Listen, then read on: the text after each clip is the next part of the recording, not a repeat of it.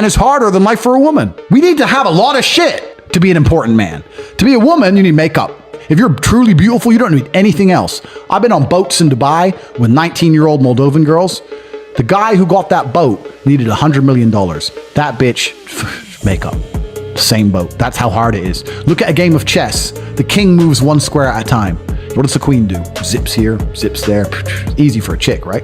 If you're the kind of person who feels like they need therapy, you're useless. Because in the harshest realities of this cold world, there are people in Syria whose entire families have been blown to fuck, who are still getting up every day, making fucking bread and selling it on the streets so they have enough money to buy a new pair of sandals sometime next year. Never say go into bed. Go into bed is emasculate. Cowards need sleep. Well, I'm texting you, you beautiful girl, but I'm tired. I'm going to bed. You know what I like to say at fucking 1:15 in the morning? I'm going to work. Work, at this time, money never sleeps, baby. Then I go to bed. It strikes out of nowhere. If that's true, why is it not universal across the human condition? Why are some countries more depressed than others?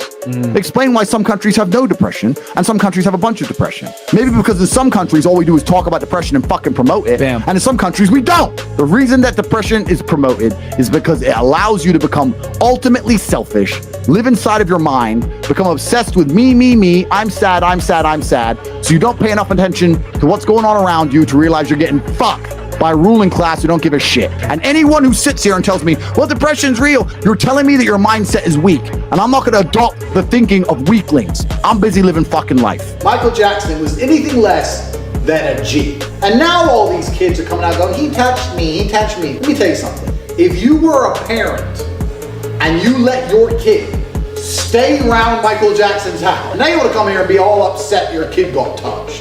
Who cares? Get over it. There's a magical power amongst men, which has been forgotten and lost. When you put enough men in the same room, there's a transference of energy that makes us feel invincible.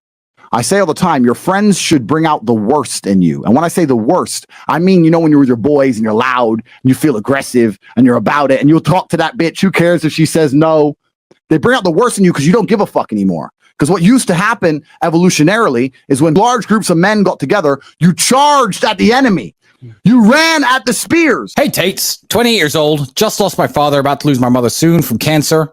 How do I deal with grief, and does the pain ever go away? How do I deal with grief is a question that I always find very complicated. I've had a similar situation happen in my life. What choice do you have? What happens if you don't deal with the grief? Are you going to kill yourself, drink yourself into depression, ruin your own life? You have no choice. You're on a train track, and you can either change the direction of the train that goes off a cliff, or you can keep it on the track. Time is going to I would genuinely say congratulations. If you're happy with that, absolutely congratulations, and I don't look down on you. That's perfectly fine. But some men are just not born that way. Some men are born with something else inside of them, with a fire inside of them. Some men are not satisfied with that. I know me as an individual, I could not be satisfied with that. That doesn't mean I look down on the people who are. You're confusing 1% of men with all men. The majority of men have no money, no power, no sex from their wife, Facts. no fucking chance in court. They can't even keep their house. They won't get to see their kids. So most men, their life sucks. That's the first thing. The second thing, when a man gets up at 4 a.m. to go carry garbage to earn a good wage, he ain't thinking, I'm going to do this so I can oppress that bitch because she's broke.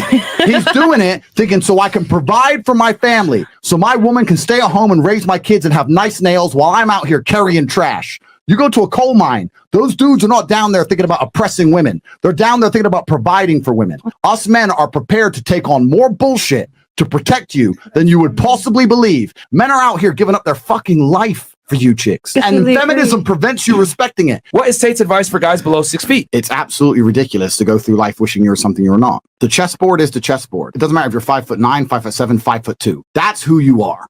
So you can be the best version of yourself and own it, or you can become an insecure bitch about it. I'm in hospital right now from a bike crash. I broke my back. I currently can't walk. I may not walk again. What would you guys do in my situation? I appreciate you guys a lot. Thanks. Find his YouTube. Let's contact him privately, and I want to verify that story. And if it's true, we're here to save you, brother. We're going to help you out. Yeah, we're going to help you out. That's a true story. Life is like a game of chess. You can't take moves back. All you could do is look at the position you're in and make the best moves possible. What you can't do is sit around thinking, oh, I wish I hadn't ridden my bike. You can't do that because you'll destroy yourself. You're a slave if you have a job in any form. Some slaves are better paid than others, but most people are slaves. If the people in charge of the world can print unlimited amounts of said thing, and you'll give up your life for certain amounts of said thing, then they own you.